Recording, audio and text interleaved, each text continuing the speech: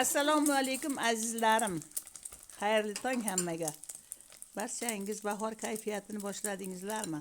Mana bugun Quyqitang bolalari yangi taom ustida ishlayaptilar. Mana ba'zan kolbasa qilasiz uyda, damashning kolbasa, mana kesilgan damashning kolbasa, ichayda qilingan. Shuning sal o'zgartirilgan holatini ko'rsatmoqchimiz sizlarga. Tuxumni chaqib, maydalab, ko'katlarni unga solib, yaxshi aralashtirib, salga tuz sepib, o'shanga botirib olib, qovurib bermoqchimiz bolalarga. Ko'ramiz qanday taom chiqar ekan.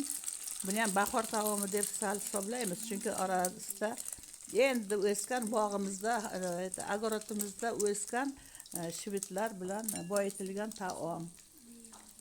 Iloji boricha hamma narsani o'zingizdan chiqarishga harakat qiling azizlarim, chunki mana bolalaringiz yordamida ham qilasiz uni. Hatto bir yashik yoki satillarga ham, bo'sh chelaklarga ham, eski chelaklarga ham ko'katlar eksangiz bo'ladi, agar domda yashsangiz. Biz domda turganimizda ko'rganmiz qanday imkoniyatlar bor. Podval balkonlarda ko'katlarni bemalol o'stirsangiz bo'ladi. Endi hovlidagi aytsak aytmasak bari o'sish kerak. Hozir ko'katlar o'sha o'zingizdan chiqqan bo'lishi kerak. Harorat sovuq emas. Qisqasi yoqimli ishtaha tilagan holda sizlarga mana shularni tavsiya etib qolamiz. Hammaga yoqimli ishtaha. Bolajonlar, yoqimli ishtaha hammaga. Mana Quyqitang bolalari yangi taomni kutyaptilar. Rahmat.